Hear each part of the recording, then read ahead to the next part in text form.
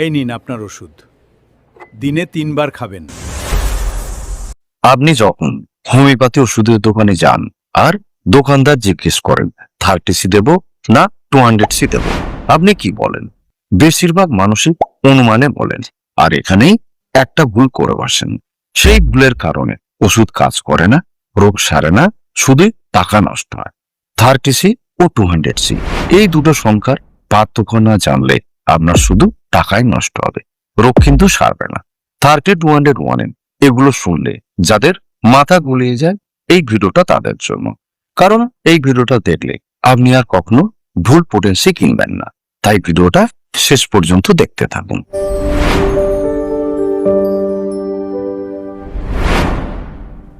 একটা ঘটনা আপনাদের সাথে শেয়ার করছি। কিছুদিন আগে এক ভদ্রমহিলা আমার কাছে এলেন, বললেন, ডাক্তারবাবু, আমার ছেলেকে 1 মাস ধরে আর্নিকা দিচ্ছি, কিন্তু কোনো কাজ হচ্ছে না। আমি জিজ্ঞেস করলাম, কত পোটেন্সি? বললেন 30 পোটেন্সি। বললাম, কতবার করে দিচ্ছেন? বললেন, প্রতিদিন 3 বার করে। এখানেই সমস্যা, ওষুধ ভুল ছিল না, কিন্তু পোটেন্সি এবং কতবার করে দিয়েছেন এই দুটোই ভুল ছিল। ভদ্রমহিলা 1 মাস ধরে একটা ভুল করে যাচ্ছিলেন, যেটা কেউ তাকে বলেনি। বেশিরভাগ মানুষই পোটেন্সি ও রিপিটেশন নিয়ে কিছু ভুল করে থাকেন।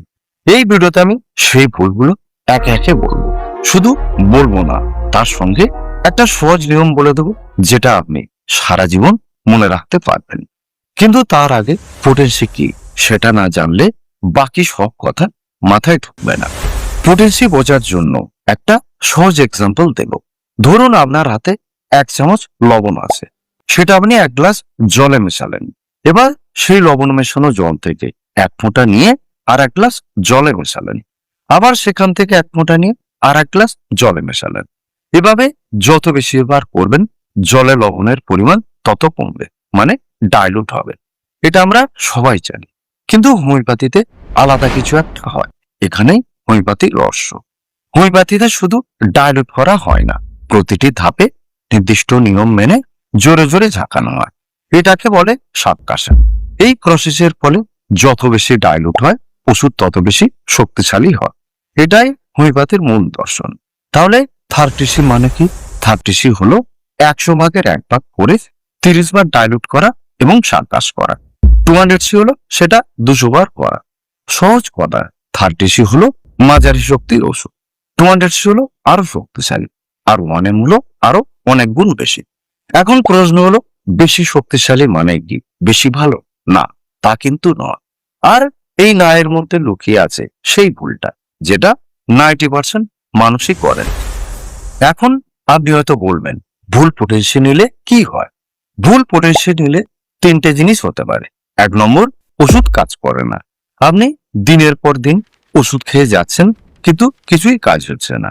তখন মনে হয় হোমিওপ্যাথি ওষুধ বোধহয় কাজ করে না, কিন্তু আসলে সমস্যা ওষুধে নয়, পোটেন্সিতে। 2 নম্বর যেটা হতে পারে, সেটা হলো হোমিওপ্যাথিক অ্যাগ্রাভেশন। এটা হবে শুরুতে একটু ভালো হবে, তারপর রোগ হঠাৎ বেড়ে যাবে।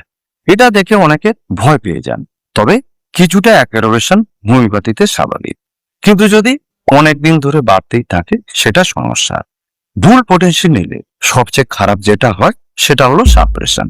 ভুল পোটেন্সিতে ওষুধ বারবার খেতে থাকলে শরীরের বাইরের সিমটম চলে যায়, কিন্তু ভিতরে সমস্যা থেকে যায়। এমনকি সমস্যা আরো জটিল হতে পারে। তখন রোগ সারাতে অনেক বেগ পেতে হয়। এই 3টি কারণে পোটেন্সি বিষয়টা এত গুরুত্বপূর্ণ। তাহলে সঠিক পোটেন্সি কিভাবে বেছে নেবেন? এই ভিডিওতে আমি সেই গোপন কথাটা আপনাদের জানিয়ে দেব, যেটা এর আগে কেউ আপনাদের বলেনি। ভালো করে শুনে নিন, পারলে নোট করে নিন, পরে কাজে লাগবে। 30C কখন নেবেন? 30C হলো সবচেয়ে কমন এবং সবচেয়ে বেশি ব্যবহার হয়। বেশিরভাগ অ্যাকুট রোগে, মানে হঠাৎ করে হওয়া রোগে এটা সবচেয়ে ভালো কাজ করে। হঠাৎ জ্বর হলো 30C, হঠাৎ সর্দি শুরু হলো 30C, পেটে ব্যথা করছে 30C। আর যদি বুঝতে না পারেন কোনটা নেবেন, তাহলে জেনে রাখুন সবচেয়ে নিরাপদ চয়েস হলো 30C। আপনি এটা মনে রাখুন, 30C হলো হোমিওপ্যাথির ডিফল্ট সেটিং। যখনই সন্দেহ হবে তখন 30C নিন। অন্যদিকে 200C নেয়ার আগে সতর্ক হতে হবে। যখন রোগটা একটু পুরানো, এখন নয়, আবার একদম ক্রনিকও নয়, অথবা যখন শুধু ফিজিক্যাল সিমটমস নয়, ইমোশনাল বা মেন্টাল সিমটমসও আছে।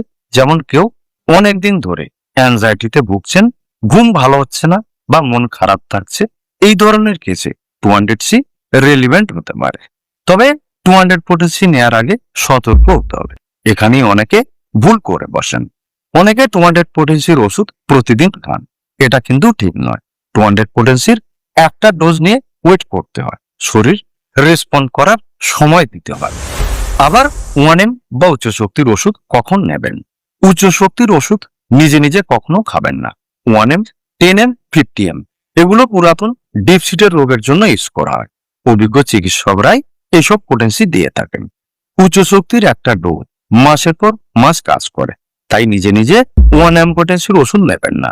ওষুধ ঠিক হলেও নয়, অনেক সময় বেশি রিয়াকশন হতে পারে যেটা আপনি সামলাতে পারবেন না। এখন প্রশ্ন হলো, পোটেন্সি ঠিক হয় কি যথেষ্ট? না, তা কিন্তু নয়।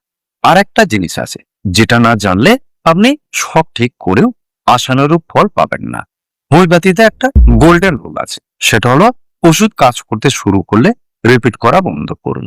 আপনি একটা ডোজ নিয়েছেন, শরীর রেসপন্স করছে, ভালো হচ্ছে, এই সময় আবার ওষুধ নিলে শরীরের হিলিং প্রসেস বাধা পায়। আচ্ছা বলুন তো, গাছকে বেশি জল দিলে গাছ কি তাড়াতাড়ি বাড়ে? উল্টে গাছের ক্ষতি হয়। হোমিওপ্যাথিতেও বেশি ডোজ নিলে একই সমস্যা হয়। এবার কিছু ভুল ধারণা দূর করব যেগুলো অধিকাংশ মানুষেরই আছে। 1 নম্বর ভুল ধারণা, বেশি মানেই ভালো। অনেকে মনে করেন 200 তো 30 চেয়ে বড় সংখ্যা, তাই বেশি কাজ করবে। না, এটা কিন্তু ঠিক নয়। উচ্চ পোটেন্সি মানেই শক্তিশালী, সেটা সবসময় আপনার জন্য উপযুক্ত নাও হতে পারে। 2 নম্বর ভুল ধারণা, ওষুধে কাজ না পেলে বেশি খাবো। জেনে রাখুন, হোমিওপ্যাথিতে ওষুধ কাজ না করলে বেশি খেলেও কাজ হয় না, উল্টে শরীর কনফিউজড হয়ে যায়। 3 নম্বর ভুল হলো, আগের বার যে ওষুধটা কাজ করেছিল সেটাই নেব। রোগের অবস্থা পাল্টায়, লক্ষণও পাল্টায়, তাই প্রতিবার একই ওষুধ একই পোটেন্সিতে কাজ নাও করতে পারে। 4 নম্বর ভুল হলো, ওষুধ ঠিক আছে, পোটেন্সিও ঠিক আছে, কিন্তু ওষুধ খাওয়ার নিয়ম জানা নেই। হোমিওপ্যাথি ওষুধ সবসময় খালি পেটে খেতে হয়। ওষুধ খাওয়ার কমপক্ষে 20 মিনিট আগে থেকে ওষুধ খেয়ে 20 মিনিট পর পর্যন্ত কিছু খেতে নেই। শুধু তাই না, ওষুধ চলাকালীন কফি, কাঁচা রসুন, পেঁয়াজ, ধূমপান, মদ্যপান, উগ্র গন্ধ এগুলো অনেক সময় ওষুধের কাজ নষ্ট করতে পারে। আর একটা ভুল ধারণা যেটা অনেকেরই আছে, সেটা হলো রোগ ভালো হলেও ওষুধ চালিয়ে যাব, যদি আবার হয়। যদি রোগ ভালো হয়ে যায় তাহলে ওষুধ বন্ধ করুন।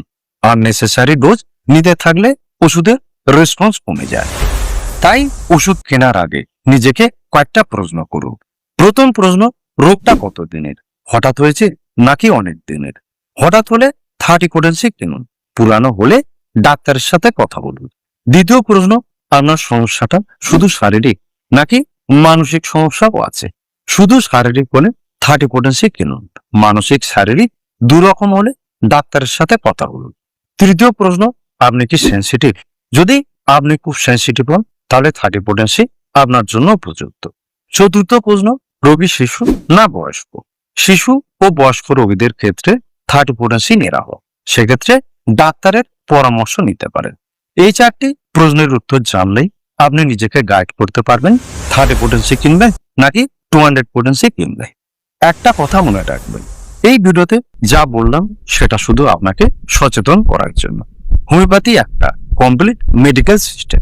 গুরুতর বা ক্রনিক কেসে সব সময় অভিজ্ঞ চিকিৎসকের পরামর্শ নেওয়া উচিত। এবার বলুন, আপনি সাধারণত 30 পোটেন্সি কেনেন নাকি 200 পোটেন্সি কেনেন? কমেন্টে অবশ্যই জানান। আপনি কখনো হোমিওপ্যাথি ওষুধ নিয়েছেন কিন্তু কোনো কাজ পাননি, অথবা হোমিওপ্যাথি নিয়ে যদি কোনো প্রশ্ন থাকে সেটাও জানান।